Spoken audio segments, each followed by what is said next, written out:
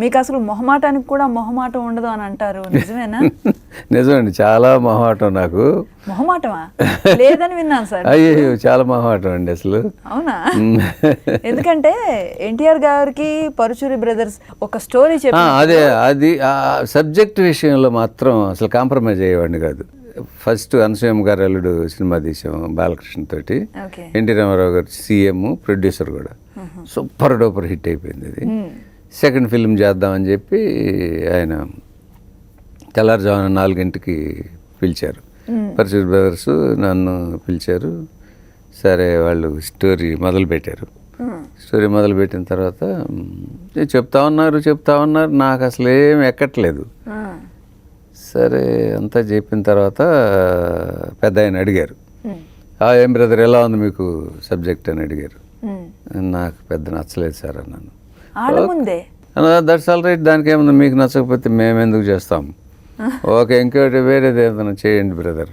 వాళ్ళకి బ్రదర్స్కి చెప్పేశాడు.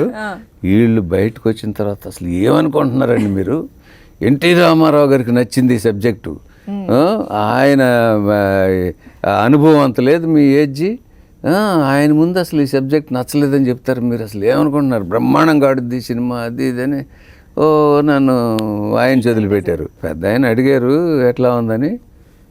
మన అనసూయమ్మ గారు అల్లుడు మనందరికి నచ్చి ఆయనకి చెప్పాము. ఇది ఫస్ట్ టైం ఆయన దగ్గరే చెప్పారు మీరు. సో ఆయన అడిగేసరికి నేను నచ్చలేదండి, నాకు నిజంగా నచ్చలేదు, చేత నచ్చలేదని చెప్పేసాను. సో ఏదో తిట్టారు, అయిపోయింది, ఇది డ్రాప్ అనుకున్నాం. ఒక 4 రోజుల తర్వాత నేను హైదరాబాద్లోనే వేరే షూటింగ్ ఏదో చేస్తా అంటే సీఎం గారి దగ్గర నుంచి ఫోన్ వచ్చిందండి అన్నారు. సరే, ఏం బ్రదర్ ఎక్కడ ఏం చేస్తున్నారు అది సరే ఇట్లా చేస్తున్నాను సార్ ఇదని. నాకెందుకో బాగా నచ్చింది బ్రదర్, ఆ సబ్జెక్ట్ చేసి పెట్టండి మీరు.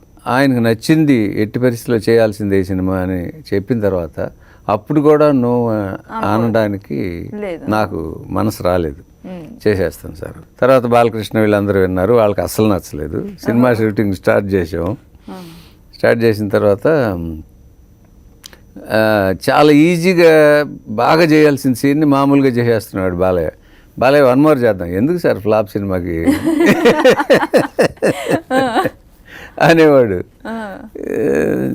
సరే ఏదో తీసాం, పెద్ద ఆయన నేను కూర్చొని చూసాము. ఆయనకు విపరీతంగా నచ్చేసింది. అయినా కూడా నచ్చింది, బట్ సినిమా అంత పెద్ద ఆడలేదు అది. సో ఇది పర్ఫెక్ట్ జడ్జిమెంట్ మాట. అది అందరూ చాలా మంది చెప్తారు.